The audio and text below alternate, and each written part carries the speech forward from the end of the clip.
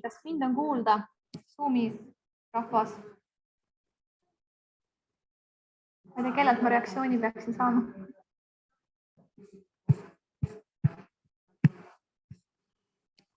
On küll osalejaid. On kuulda.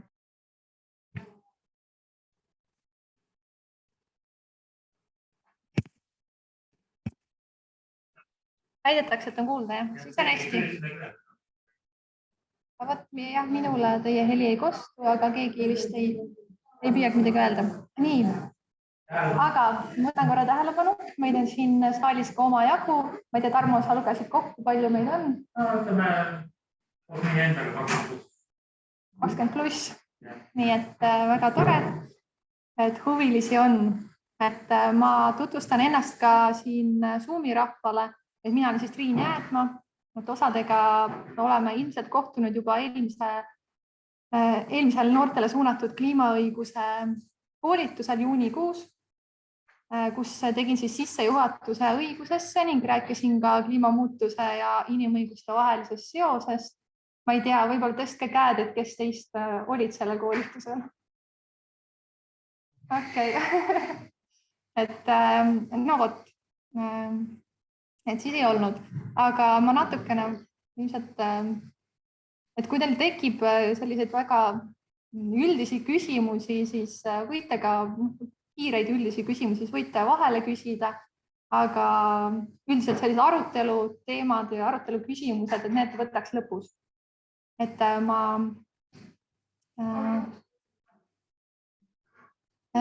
mina olen siis keskkonnajurist, spetsialiseerunud ka kliimateemadele nagu selle filmi peakangelane Roger ning olen ka seotud ühe kliimakaebusega Eestis, millest räägin teile peagi.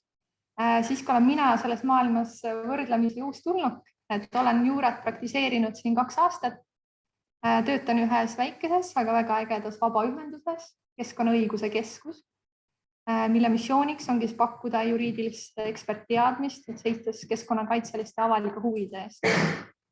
Põhjus, miks mina siis valisin sellise vabaühenduse ja mitte advokaadibüroo, ongi see, et meie tegeleme huvikaitsega ja tegeleme juhtumitega, kohtuasjadega, mis on kooskõlas meie missiooniga, ehk siis edendavad keskkonnakaitset. Aga kui sa advokaadibüroos oled sa noor jurist, siis sa sageli ei saa ise valida, et kumma poole peal sa oled, et kas sa oled keskkonnavaatest nagu heade poole peal või mitte nii heade. Igatahes täna kordame üle mõned põhiasjad, mis eelmisel koolitusel rääkisin, aga keskendume siis rohkem kliimakaebustele, kliimavaidlustele ehk siis kliimamuutustega seotud kohtuasjadele.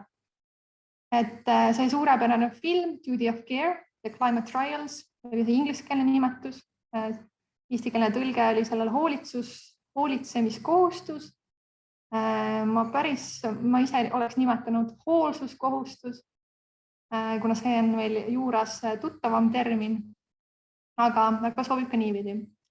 Et seda filmi siis osad teist nägid praegu, kes siin ruumis viibivad, aga ma loodan, et teistel oli ka võimalus seda, kes meiega Zoomis on ka vaatamas käia, et see oli nüüd eelmine nädal see oli 2 nädalat tagasi, oli Matsalu filmifestivali näiteks ja näidati eelmine nädal Tartus ja ka Viljandis.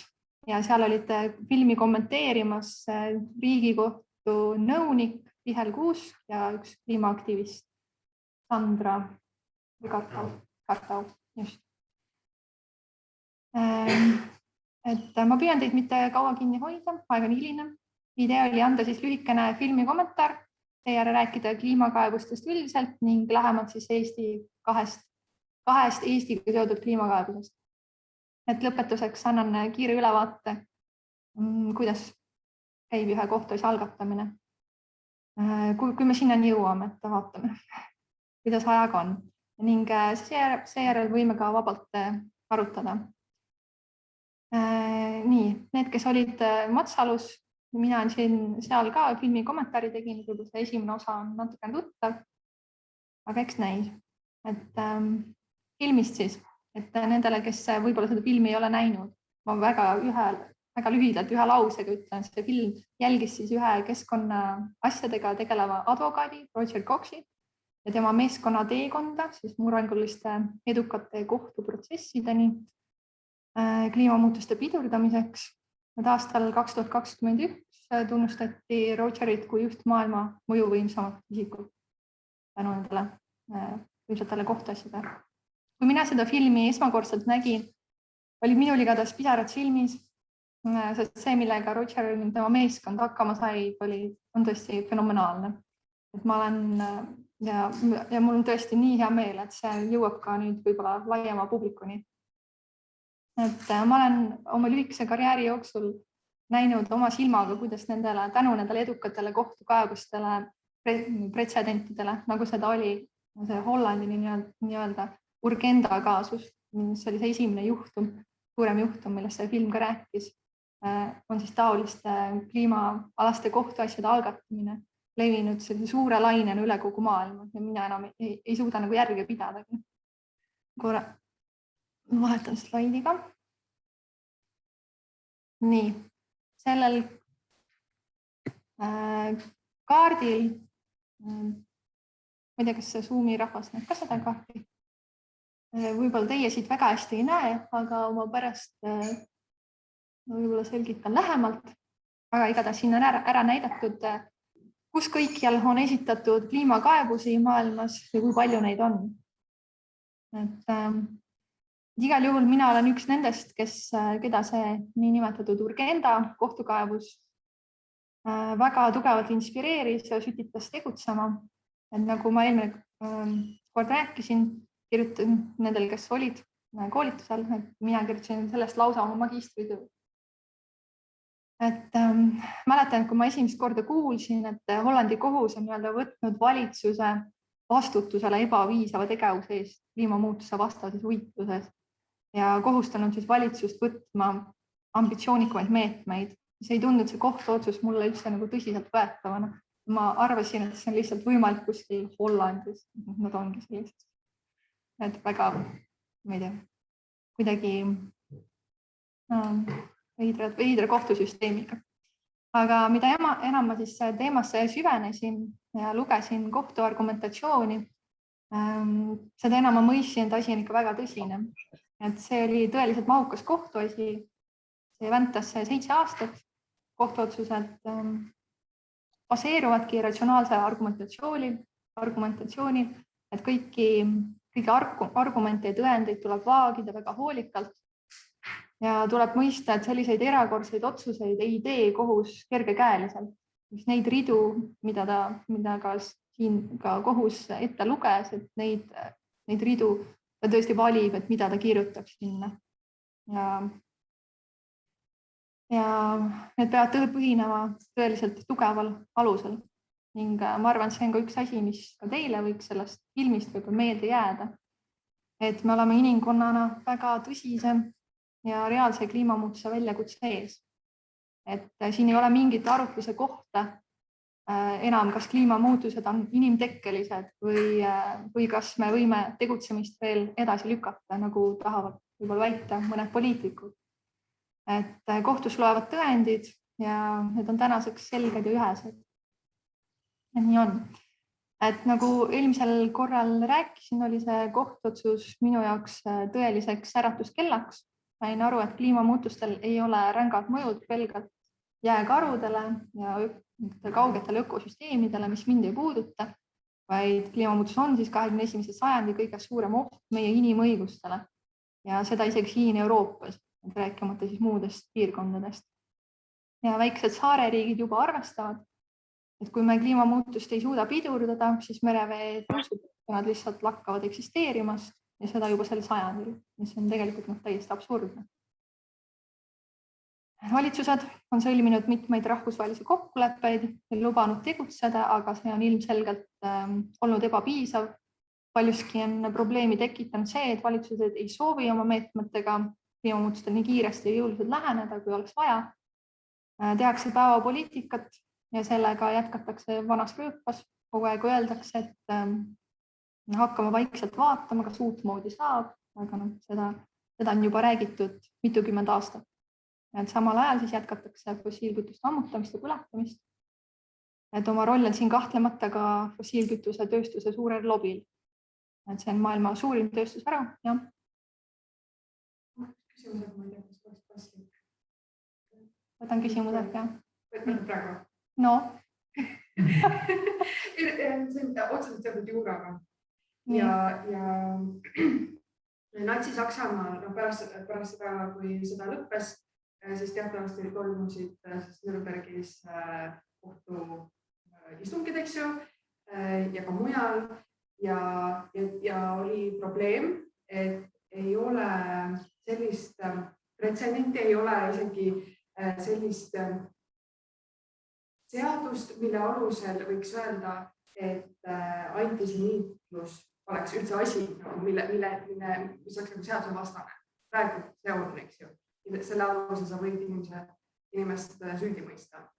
Ja oli selline case Adolf Eichmanniga, kus siis 1960 aastal viidi ta Iisraeli ja Iisraeli kohus omavoliliselt siis nagu võeti kinni ja siis viidi sinna ja siis peeti kohut. Ja siis on üks hästi kuulus, sellest on tehtud video ka, film eraldi nii ja see case on hästi kuulus, sellepärast, et tema ütles seal, ta oli siis Adolf Hitleri lähikondlane seal põhimõtteliselt ja põhjustas paljude inimeste surma.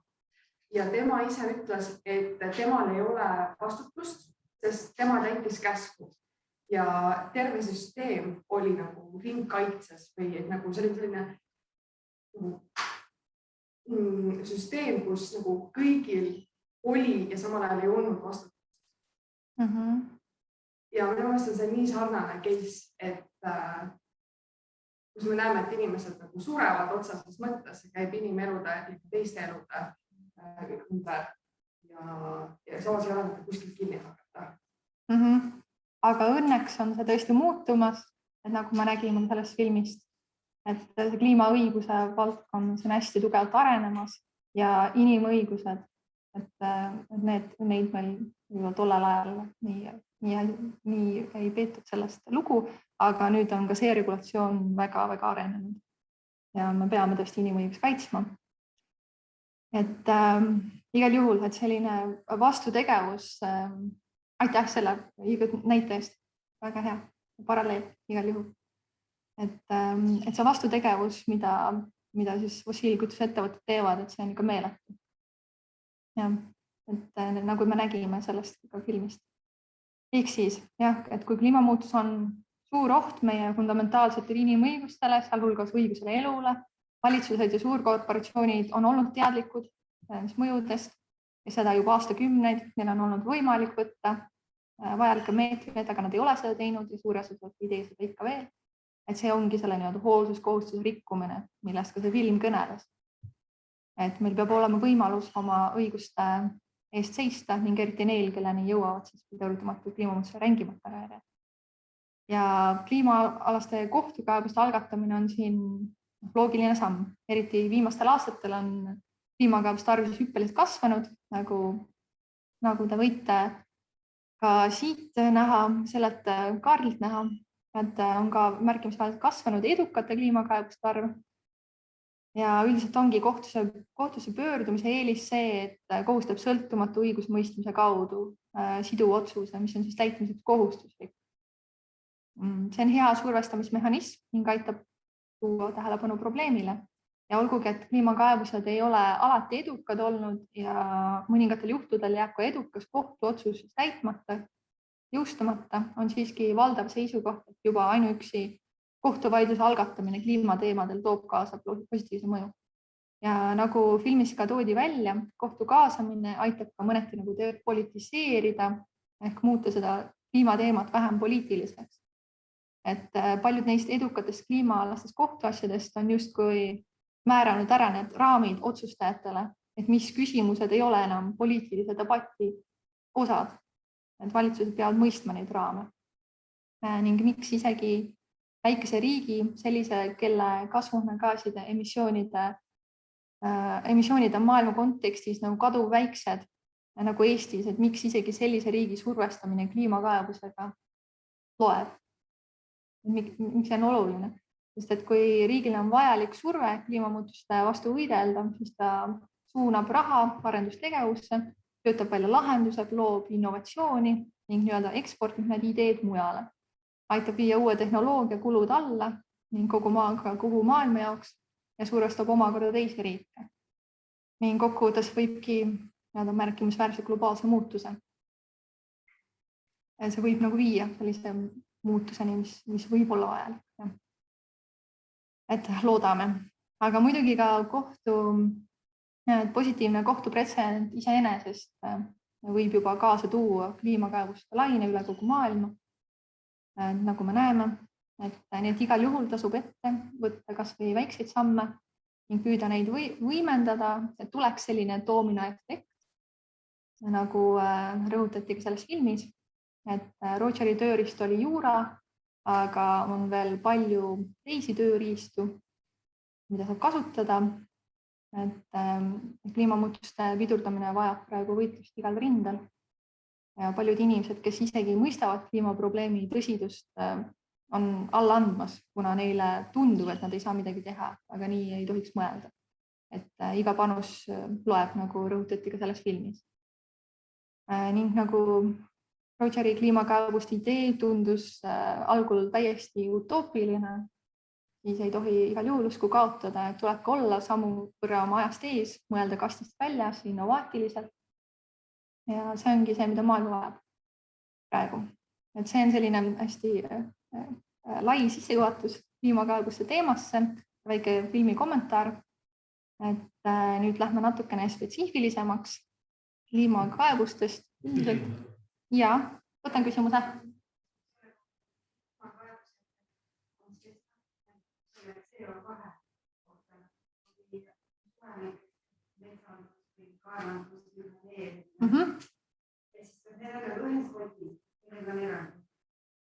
Ja, need on tegelikult ühes spotis, et ma kohe toon teile hästi palju näiteid erinevat tüüpi kliimakaevustest, mida esitatakse ja metsaga seotud kliimakaevusi on väga inspireerivaid mujalt maailmast, et ma näitan ka neid kiirelt.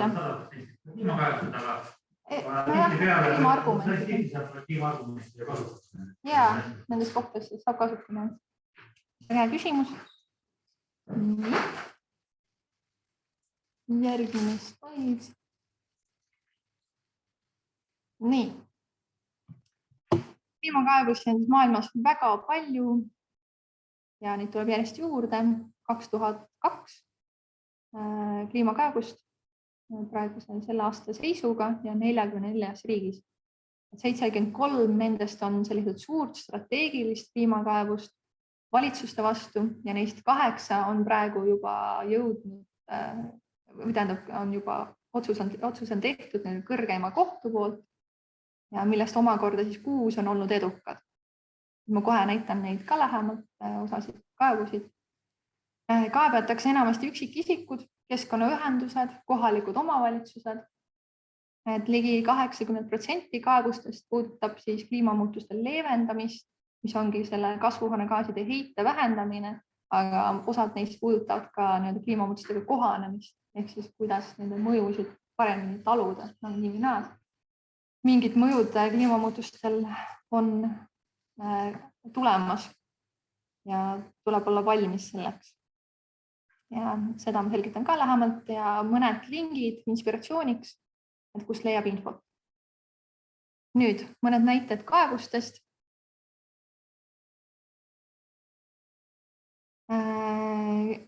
Et siin on kindlasti tasub meeles pidada, et õigussüsteemid on riigiti erinevad, et mis tähendab, et kui ühes riigis on miski võimalik, kaebus on edukas, siis seda ei pruugi üldse olla teises riigis. Et näidete juurde olen lisanud siis kaebuse esitamise aasta ja lõpplahendi aasta. Roheline tähendab, et kaebus on olnud edukas, punane ebaedukas. Ja kohtuasjade nimed on inglise keeles, et te saaksite võimalusel või soovi korral need ka ise üles leida. Et Urgenda kaebus, et see on, esiteks ma näitan teile kaebuseid valitsuse vastu et nendes kaebustes nõutaksegi meetmete tõhustamist ja kliimaambitsioonide tõstmist, nagu väga üldiselt öeldes, et Urgenda on see kõige prominentsem näide. Ja sellest ta juba nägite filmis kohtuotsusega kohustaski kohus siis Hollandit vähendama kasvuhoonegaase. Ja märkimisväärselt hakkas valitsus ka kohtuotsuse järgselt tegutsema ja eraldaski 3 miljardit eurot uutele kliimameetmetele. Ja huvitav oli ka see, et Urgenda ehk keskkonnaühendus oli koos teiste 800 teise vabaühendusega pannud kokku paketi siis 54 kliimalahendusega, millest umbes 30 võttis valitsus ka kohe kasutada. Nii et see otsus on tõesti hea näide sellest, kuidas kohtu kaudu jõutakse ka reaalsete tulemusteni. Et Urgenda kaasus on teinud kliimamuutustest Hollandis poliitilise ja sotsiaalse peateema ning on saavutanud ka maailmas muidugi pretsedendi mõõtme. Siis mul on veel siin näiteid Iirimaalt. Seal oli üks märkimisväärne edukas kohtulahend, mis puudutas siis kliimamuutuste leevendamise tegevuskava aastani 2050 ja kohus leidis, et kliimakava ei vasta seaduses sätestatud nõuetele, kuna see on olulises osas liiga ebamäärane ning ei sea valitsusele siduvaid kohustusi. Kohus märkis, et kliimakava peab olema läbipaistev ja realistlik ning võimaldama huvitatud isikutel aru saada, et kuidas siis valitsus kavatseb 2050. aastaks seatud kliimaeesmärgini jõuda. Et muidugi see kliimakava on selline elav dokument ja ta muutub, aga vähemasti peab see tuginema parimale võimalikele prognoosidele. Ja siin on mul välja toodud ka see Saksamaa kohtuasi, millest ka film rääkis, et selles käsitles kohus põhjalikult vabaduspõhiõiguste rikkumisi ning kohus põhimõtteliselt sedastas, et vaidlustatud kliimaseadus lükkaks siis kasvuhoonegaaside heitkoguste vähendamise koormuse pöörduvalt edasi 2023. aasta järgsetesse perioodidesse, mis toimuks aga noorema põlvkonna õiguse rikkumise. Paneks toimuma nooremate põlvkonna õiguse rikkudes, kuna kliima soojenemise piiramine oleks sel juhul võimalik ainult kiireloomuliste ja lühiajaliste meetoditega, mis tähendaks siis sisuliselt kõigi põhiseaduslike vabaduste drastilist piiramist, kuna kõik inimelu valdkonnad on kasvuhoonegaaside emissiooniga seotud. Ja paar suuremat kaebust ka USA-st. USA-s on esitatud üle 1000 kliimakaebuse, aga need 2 on siis vanemad ja tuntuimad. Ja Juliana kohtuasjast natukene rääkis ka see film, mida me vaatasime. See on selline hästi mahukas kohtuasi, et kui üldiselt kliimakohtuasjades ei vaielda selle nagu kliimateaduse üle, siis selles kohtuasjas vaieldakse ka kliimateaduse üle. Et üldiselt kohtutes on see, et kliimamuutused on inimtekkelised ja meil on kiire sellega, et üldiselt seda nagu selle üle ei vaielda. See ei ole kohtuasjades üldsegi mingi teema. Aga võt USA-s selles kaebuses oli teema. Jah, aga see vaidlus jätkub, see on juba vändanud siin ka päris pikalt, 7 aastat ja ikka veel jätkub. Ja teine kohtuasi puudutab, seal on kohtusse pöördutud kohalik omavalitsus ja seda tehakse ka päris palju just USA-s. Aga ja vaidlustati siis kasvuhoonegaaside määratlus puhta õhu seadus. Ja see oli edukas kohtukaebus ja juba 2007. aastal. Tegelikult on kliimakaebusi ka enne neid Hollandi edukaid kliimakaebusi olnud. Nii, aga nüüd liigume edasi ja jõuame kohe.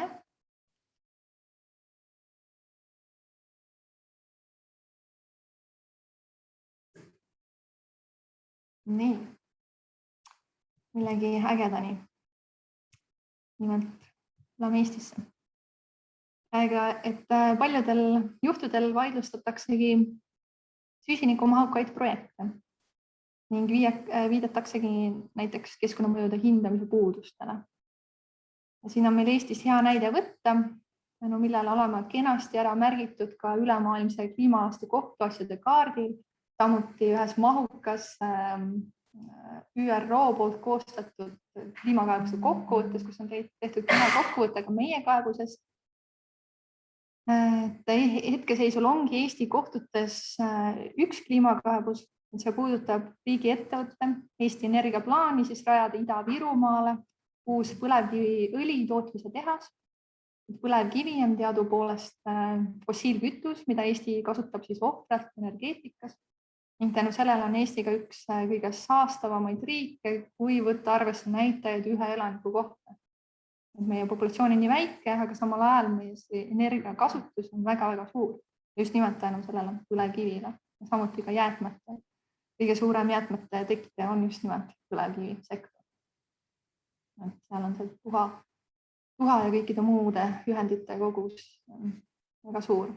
Et põlevkivist on võimalik teha siis põlevkiviõli, mis on väga räpane kütus, sest Eesti seda ise ei kasuta. Nüüd muidugi räägitakse, et võiks võtta, aga energiakriisi valguses tahetakse võtta see kasutusele ka Eestis, aga seda, mida kaugel see on, vist ei ole veel võetud. Et eks näis, et meile regulatsioonilised ei luba seda, kuna see on nii saastav. Jah.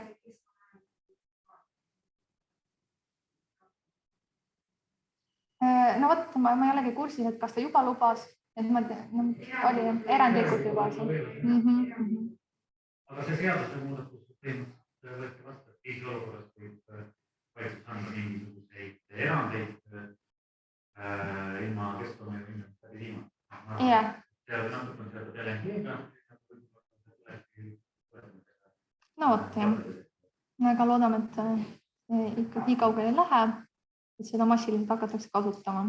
Aga igal juhul selle põlevkiviõli kasutab, me püüame sellest, me kasutame enamasti, Eesti Energia kasutab seda, et eksportida see välisriikidesse, kasutatakse laeva kütusena kolmandates riikides, just seal on need keskkonnaregulatsioonid palju madalamad.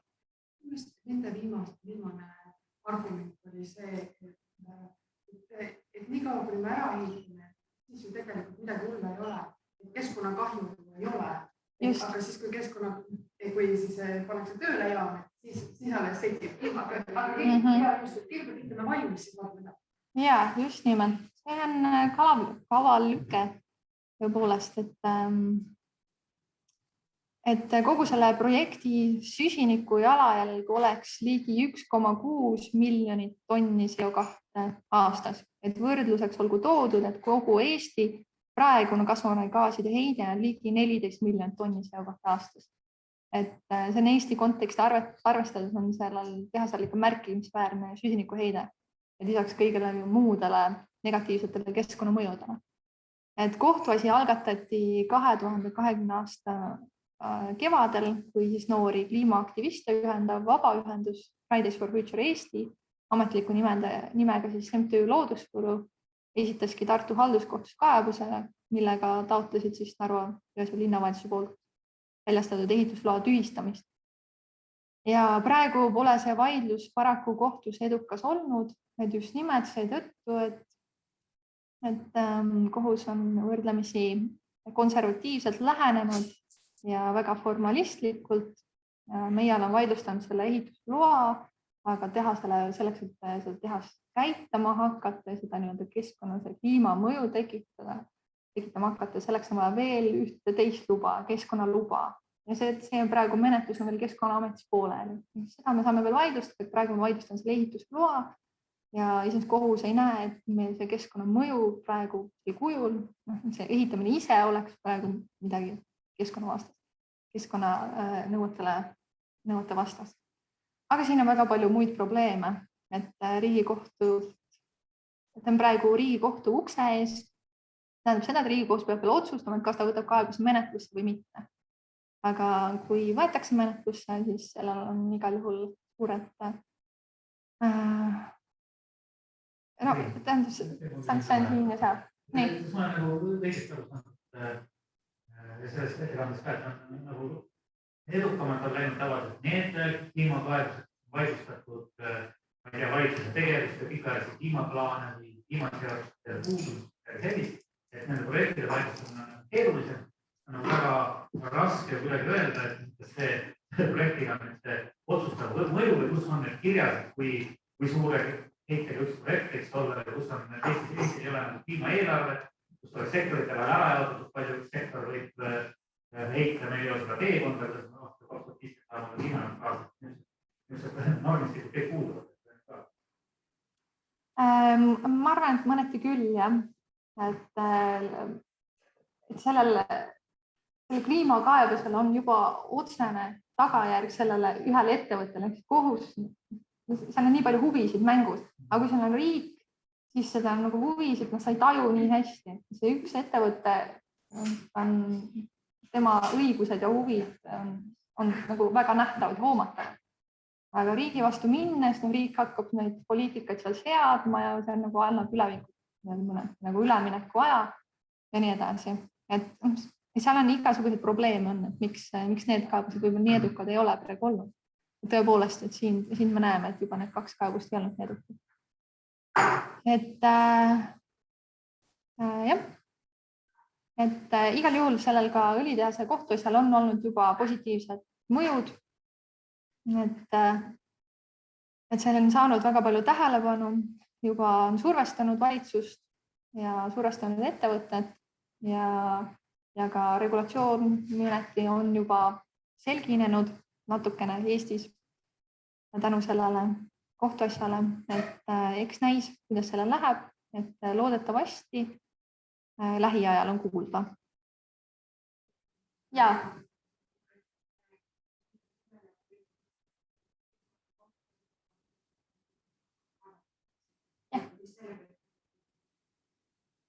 Selle perspektiiv oleks suurem, kui see tehas ei oleks valmis ehitatud. Nüüd see tehas saab järgmine aasta valmis, siis on juba kõik huvid, nagu kaalukauss on hoopis teine. Et see perspektiiv on, ma arvan, et see ei ole võimatu. Ma arvan, et seal on väga suured probleemid. Keegi ei ole suutnud ära näidata, et tegelikult ka me jõuame oma kliimaeesmärkideni selle tehasega või et meil on mingisugune kaalukas teisel pool nagu kaalukas põhjus, miks meil on üldse seda tehast vaja võrreldes sellega, mis need keskkonnaargumendid on. Keegi ei ole näinud, et need tasuvusanalüüsid on, et see tegelikult ka on tasuv, et meil tegelikult ka tulevad need töökohad ja meist teisiti ei saa. Et seal on see kaalumise koht. Et tegelikult nagu kaalukaid ei ole. Lihtsalt vaadates nagu tahetakse öelda, et kui sa vaidlustad ehitusloa ehitamises, öeldakse, et seda ei saa vaidlustada, sest ehitamisel ei ole kliimamõju kasutamisel, aga kui ehitis on valmis, siis vaidlustada kasutamisloa, siis seal öeldakse, et näete, et me ehitasime ju valmis ja see on väga kaalukas põhjus, mis kasutusele võtta, et tuleb nagu raha ekspordida. No mõneti ongi jah, et see ongi jama praegu, et võib-olla see õige koht, kus pidanuks sekkuma jõulisemalt oli see detailplaneering, aga siis keegi ei sekkunud. Seda tehti ka nagu väga varjatud. Et see tehti varjatud, et keegi ei teadnudki täpselt, et see oli väike detailplaneering, et keegi rahvast ei kuulnudki sellest. Tol hetkel riik ütles, et ta ei anna raha sinna. Ja siis keegi võttis, et las see planeering olla, keegi nii juhtuma jääb. Keegi ei võtnud seda tõsiselt. Seal oli 4 õlitehast oli plaanis selle detailplaneeringuga rajada. Detailplaneering on kehtiv, seda saaksid veel rajada. Ja võib-olla mingi sama skeemi järgi ehitame valmis, mis on juba olemas ja nii edasi. Aga tegelikult ma loodan, et kohus ütleb, et midagi head selle kohta, sest see skeem on täiesti jama. Et nii ei saa, et sul ei ole see keskkonnakaitseline lubatavus teada enne, kui sa hakkad ehitama. Tegelikult see ei olnud, sellist selgust ei olnud enne seda ehitamist. See on hästi jagu. Me oleme sellel viidanud oma kohtuasjas ja loodame, et siit miskit head tuleb. Aga eks näis. Et hea oleks kas või see, et kui kohus, isegi kui ta jätab meil kaebuse rahuldamata, siis ta arendab edasi mingitki õigust, et ütleb midagi selle protsessi kohta, nii tohib. Ja siis vähemasti teistel juhtudel me saame. Ja, siis vähemasti need tehakse õiget protsessi järgides. Et jah.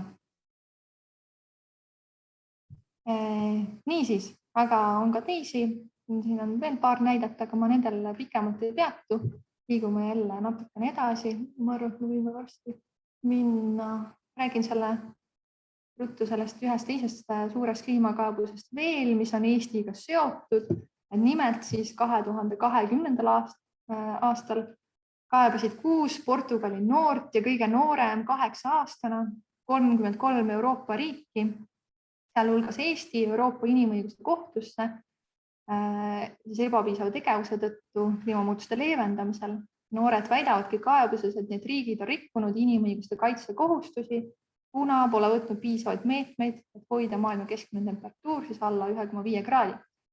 Et pidurdamatul kliimamuutusel on Portugalile just eriti rängad mõjud, et ka see aasta, ka just sel suvel kuulsite, et seal tõusis temperatuur üle 50 kraadi, suured metsatulekahjud ja juba mitmendat aastat on seal tegelikult suur põud ning seda kõike aastal 2022, et te võite ise arvata, et kujutada ette, et mis siin 20-30 aasta pärast on. Et kaebajad paluvadki, et siis kohustaks neid riike, nende riikide valitsusi rakendama siis ambitsioonikamaid meetmeid ja eelkõige keskenduvad nad siis 2030. aasta kliimaeesmärgile. Teadlased on rõhutanud, et käesolev aastakümnend on kriitilise tähtsusega, et heitkogused peavad drastiliselt langema kohe ja ka Eestile on neil väga palju etteheiteid, et olgu selleks siis meie 2030. aasta kliimaeesmärgi vähene ambitsioonikus, kliimameetmete kavandamine, väidavad ka kliimate kavandamine ei rajane piisavatel uuringutel, et mis Eesti tegelik maksimaalne võimekus on ja mis on see õiglane osa, me ei ole seda kuskil analüüsinud ja meil puudub ka raamistik, et mis oleks suunatud siis sellisele emissioonide ekspordi vähendamisele, et me ei hakka kujunda oma majandust ümber sellele, põlevkivitööstus sellele, et me nüüd hakkame tootma üksnes põlevkiviõli, siis ekspordime selle kuskile mujal, aga meie heitkogused vähenevad. Ja tegelikult peaks seda reguleerima. See on see, mida ka nemad väidavad selles kaebuses. See IPCC teadusuuring näitas, et aastat 2030, see on 2 valimistsükli pärast. 8 aastat peaks olema meie kasvuhoonegaaside heide 43% vähem võrreldes aastaga 2019. Kui nüüd see jaam õlitehasega peaks valmis saama, siis kuidas see sinna raamistikku mahub? Kuidagi. Täpselt nii, et kuidas see mahub, ongi küsimus. Ja seda nüüd hakatakse analüüsima selle keskkonnaloa raames. Praegu viiakse läbi uus keskkonnamõjude hindamine. Algul nad ei tahtnud seda teha, aga õnneks nii Keskkonnaministeeriumi kui ka keskkonnaühenduste survel selline väike võit. Me selle saavutasime, et vähemasti nad teevad selle uue mõju hindamise. Ja eks ole näha, suur võit, jah, aga eks seda ole näha, et kas see on vaid selline näitemäng või nad päriselt ka ikkagi hindavad neid mõjusid. Et loodame, et meil on vaja silma peal hoida ja veel vaielda hoolega. Jah, et tegemist selle Euroopa Inimõiguste Kohtusse esitatud kaebuse näol on tegemist väga mahuka kaebusega, et see oli juba see kaebuse täiendus, mida mina olen lugenud, on üle 300 lehekülje ja siin Eesti kohta oli see ka üle vähemasti 30 lehekülge ja on eraldi uuringud, mis on ka teadusuuringud, et mis see Eesti õiglane osa siis on ja miks see praegu ei vasta. Et tegelikult jah, seda peetaksegi suurimaks ja olulisemaks kaebuseks Euroopa Inimõiguste Kohtu ajaloos. Kaebus on veel menetluses ja sel sügisel peaksid toimuma istungid. Aga seal on väikene, see võib põrkuda selliste formaalsete takistuste taha, kuna tegelikult Euroopa Inimõiguste Kohtusse sa ei või enne pöörduda, kui sa oled läbinud selle riigi kõik riigi kohtuastmed. Ehk siis ta oleks nemad, kui Portugali noored oleks pidanud tulema Eestisse, läbime 1, 2, 3 kohtuastet ja siis alles pöördume Euroopa Inimõiguste Kohtusse. Aga nemad väidavad, et neil on kiire ja kõike muud argumendid sinna juurde, et miks nad esitasid 33 riigi vastu just kohe otse Euroopa Inimõiguste Kohtusse kaebuse. Et üldiselt Euroopa Inimõiguste Kohus ei ole sellist kaebuse menetlusse võtnud, aga eks ole näha. Igatahes need argumendid on juba laual, kõik väga paljud kliimajuristid on nendest juba eeskuju võtnud ja kui me tahame, siis me võime ka siin algatada. Kas on õigesti aru, tõesti ei tea seda, kas see üle 2 aastat Euroopa Inimõiguste Kohus kaalus võtta menetlusse või mitte? Ta on selles mõttes, ta on menetlusse võtnud, jah, õige, see on hea täpsustus, et ma ütlesin, kas ta võtab menetlusse. Ta võtab menetlusse, aga ta ei tee sisulist otsust. Ta ei pruugi teha sisulist otsust, ehk selle otsuse ta veel teeb, et kas ta üldse hakkab, kas ta läheb nende sisu argumentide juurde või siis ta tagastab selle kaebuse.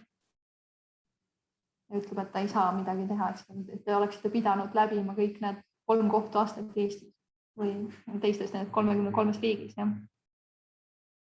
Et seda me näeme, aga nagu ma ütlesin, jah, et ka sellel kohtuasjal on juba positiivsed mõjud. Et see, et need uuringud on tehtud, et need argumendid on laual, see on juba väga suur asi. Nii, aga nüüd veel põnevaid kaebusi. On siin kliimakaebused seoses metsaga. Et Eestiski on mets ja biomass praegu põletav teema.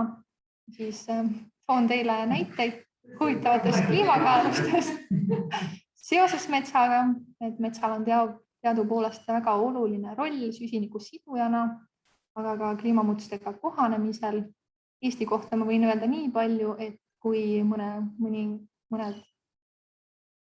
ma ei tea, palju see 10 aastat tagasi suutis metsa- ja maakasutuse sektor siduda 2 miljonit tonni CO2 aastas, siis nüüd oleme liikunud.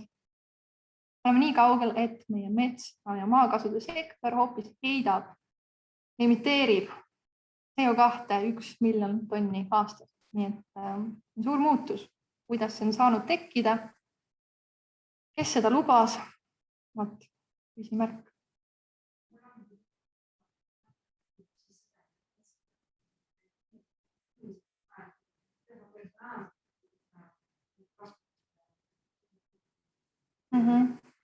Et kui keskkonnaminister seda rahvast teile ma ei ole keskkonna jäänud. Temast töös saab võib-olla ja siis tal on 2 rolli, üks on see, et inimesena ta keskkonna tema tööpositsioon. Ta vaat öelda,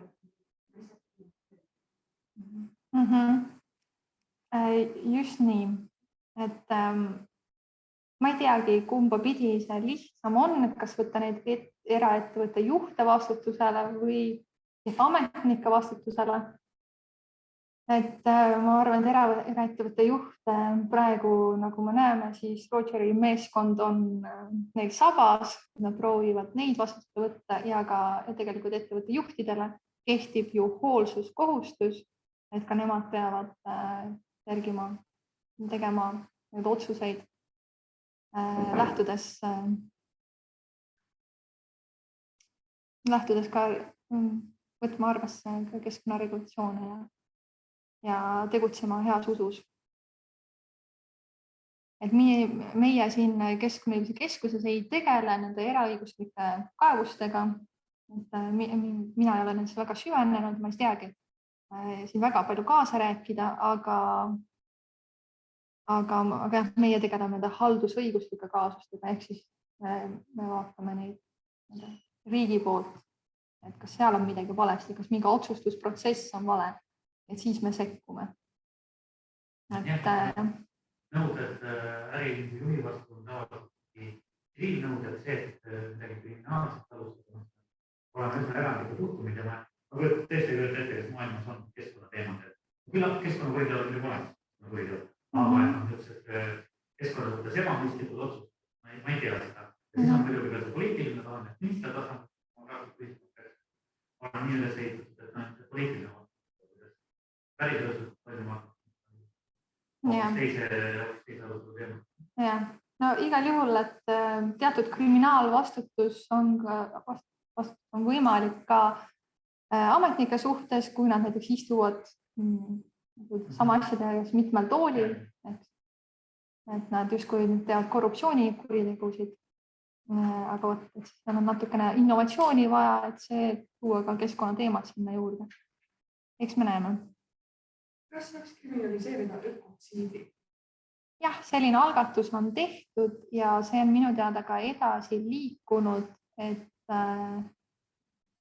maailma tasemel on ta edasi liikunud Eestis. Ma ei tea, kui palju sellest juttu on olnud, aga praegu on juba päris palju uuringuid sellel suunal tehtud, et kuidas seda võtta, kuidas see lisada nende Rooma statuuti, et see oleks üks nendest maailma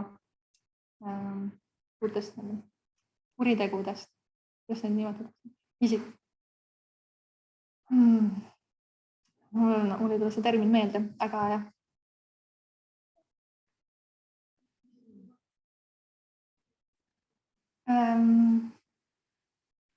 Suured kuriteod, inimsuse vastane kuritegu, ehk see inimsuse vastane. See on huvitav, sest ökotsiid ei ole just in particular inimest puudutav juhul. Ökotsiid just paneb väärtuse elule üleüldiselt. Jaa, et selles suunas ongi toimunud päris põnevaid arenguid nii selles osas, et ökotsiidi lisamine sinna Rooma statuuti on üks nendest. Teine on see, et me oleme juba ÜRO on tunnustanud inimõigust puhtale keskkonnale. Sellist asja meil varem ei olnud. Või meil praegugi ametlikest konventsioonides seda ei ole kirjas. Praegu me tuginemegi keskkonnaasjades sellistele õigus elule, õigus eraelu kaitsele ja seome selle nagu keskkonnaga. Aga sellist ühte inimõigus puhtale keskkonnale, seda meil veel ei ole, aga see on väga lähedal. Me oleme praegu rahvusvaheliselt väga lähedal sellele, et see üks hetk lisatakse ka meie ametlikesse dokumentidesse. Aga õigus puhtale keskkonnale on meil keskkonnaülduse seaduses kirjas.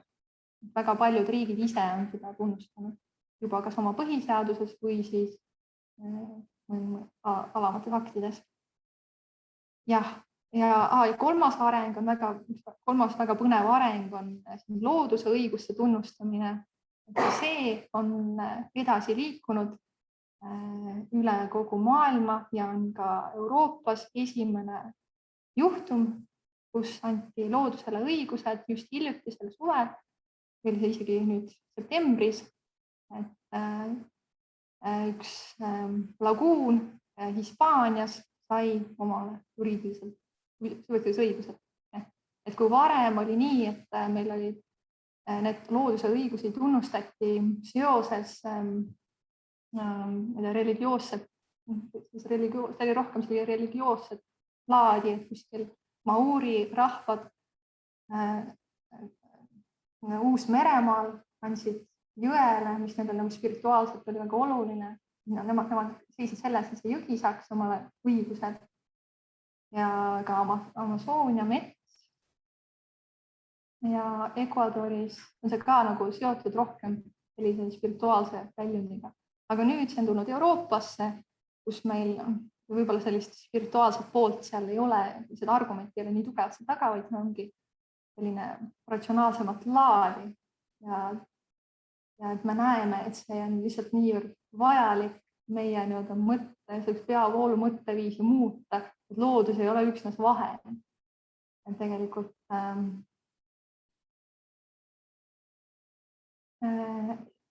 meil praegu ei ole õigust, loodusel ei ole õigust. aga et see on selline suund, mis on üle maailma praegu arenemas ja seda võetakse väga-väga tõsiselt ja selle kohta on tõesti põhjalikke õigusartikleid tehtud. Euroopa Liit on lausa ise koostanud mahuka uuringu selle kohta, et kuidas nagu Euroopa Liit saaks sellist õigust tunnustada. Et ka sellel suunal tasub, ma arvan, sellist huvikaitsetööd teha, et igal juhul, et see jõuaks inimeste teadvusesse. Ja. Aga nüüd paar huvitavat mõned kaebused seoses metsaga. Sellest esimesest ma palju ei räägi, see oli Euroopa, veidi seotud ka Eestiga. See oli suur kohtuasi, kus siis kaebajad vaidlustasid puidulise biomassi määratlust taastuvenergia direktiivis. Ei olnud edukas seetõttu, et nad lihtsalt puudus kaebeõigus, mis oligi niimoodi kohus tagastas kaebus, et teie ei saa Euroopa kohtusse taasi direktiivi vaidlustama minna. Ilmselt sellepärast saavad Eesti pelletid tootjad, kes panevad kusjuures Natura 2000 kaitsealade metsi ilu puitu panevad pelletiks ja siis saavad 20 miljonit taastuvenergia. Jah, see on kohutav kõik muidugi. Raied Natura alade tehakse Eestis ilma mingit mõjusid hindamata ja nii edasi. Euroopa Komisjon uurib, et Eesti teadused vastavad sellele Euroopa keskkonna direktiivile ja pooleli, et natuke teadust muuta ka. Viimane algatus on see, et Natura hindamine, muust mõju hindamist eraldi viia. Kui muud keskkonnamõju hindamist ei ole vaja läbi viia, on vaja hinnata ainult Natura põhjust. Aga kas see metsateaduste väljastamine põhimõtteliselt muutub, protsess on üldse automaatseks läinud ja ei arvestata üldse selle väärtustega hinnata. Ma eks näid, mis sellest saab. See on küll huvitav asi. Jah, ja ma nüüd natukene tõstan tempot, sest tegelikult aeg on täis. Et võib-olla üks tõesti inspireeriv kaasus Kolumbiast oli siin, kus 25 noort pöördus kohtusse, et vaidlustada siis riigi süsteemne tegevusetus Amazonia vihmametsade kaitsel ja nad said võidu. Aga kahjuks seda lahendit pole siiani täidetud. See on Lõuna-Ameerika kohtuasjade puhul üsna sagedane. Ja Pakistanis oli ka sarnane case. Ja muidugi siis on meil kaebused seoses kliimamuutuse kohanemisega. Üks põnev juhtum välja toodud. Ja tõusev trend on looduskatastroofi järgsed kaebused. Siis veel näiteid, et saab ka rahastusotsuse vaidlustada, kaebused fossiilkütuse ettevõtete vastu, nagu nägime sellest filmist. Väga suur tõusev trend on vaidlustada ka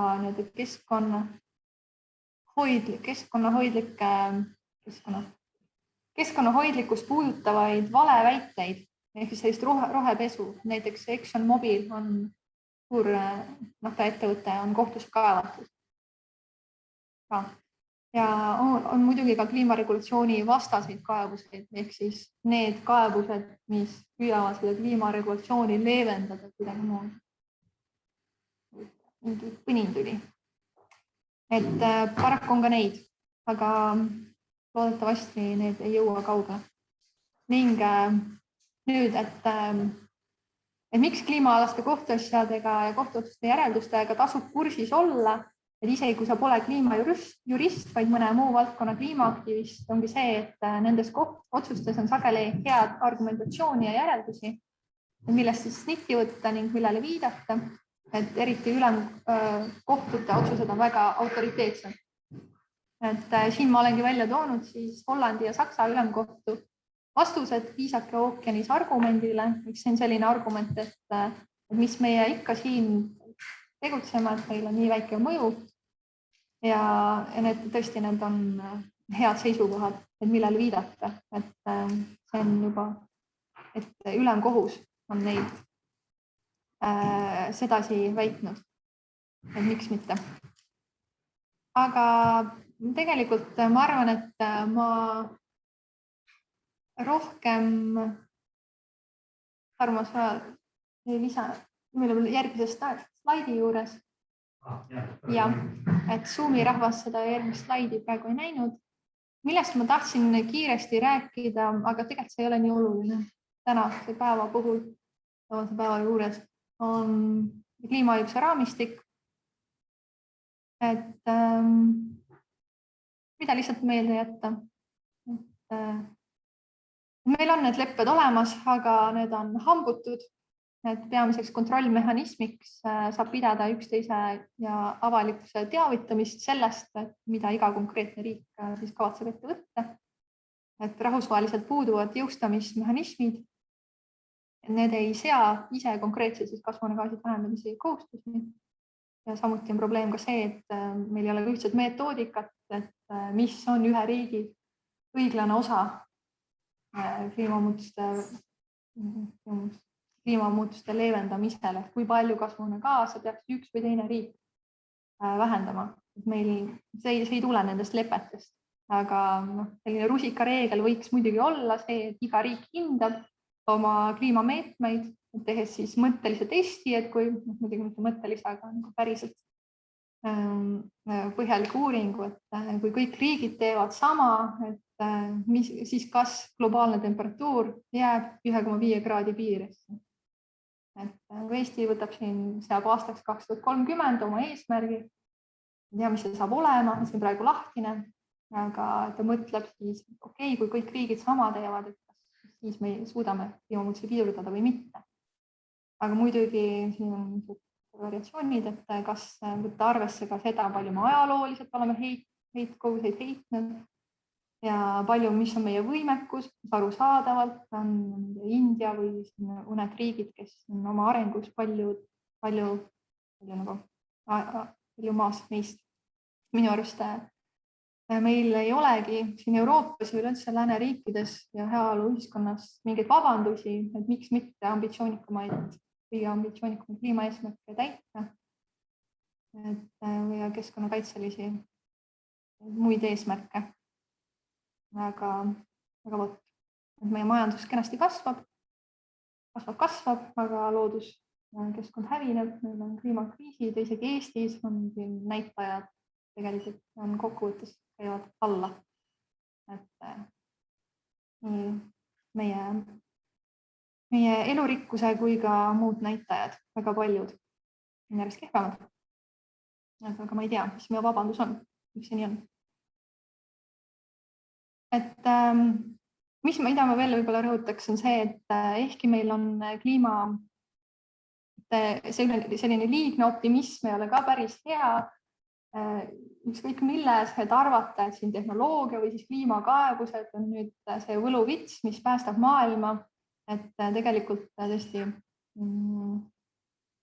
see on üks vahenditest, et tegutsema peab igal rindel. Ükskõik, kas sa oled jurist või õpetaja või õpilane. Tegelikult praegu on igasugust panust vaja.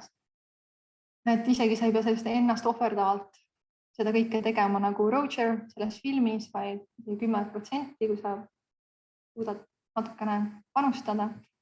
Et ka see on hea ja kindlasti vaadata kaugemale kui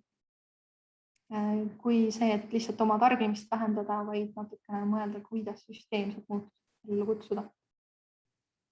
Et ma arvan, see tarbimise vähendamine on hea samm edasi ja oma isikliku panuse andmine läbi selle. Aga kui vähegi võimalik, siis tuleks vaadata ka sinna, kuidas saaks süsteemset muutust ellu kutsuda. Jah, nii, aga teeme nii, et lõpetame ära. Jaa. Teeme nii, et ma lõpetan, jah. Mul on paar slaidi veel, aga las olla. Aga igal ma ütlen kiiresti veel 3 asja ära.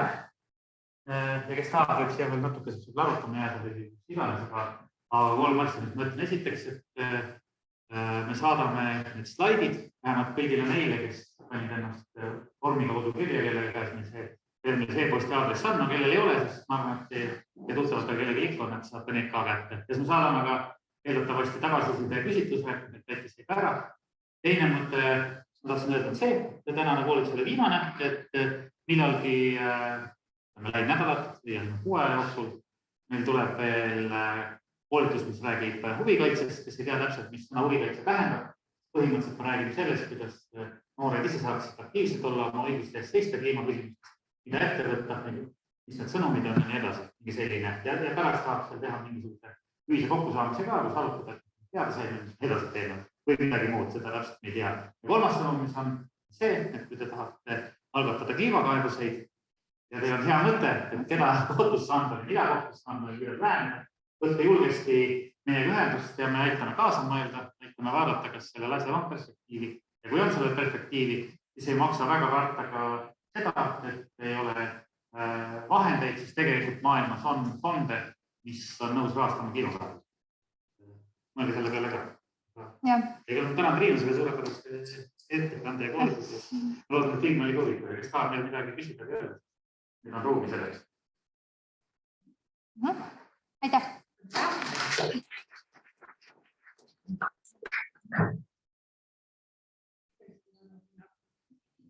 Ja, ma väga loodan. See oli ka teie jaoks mõne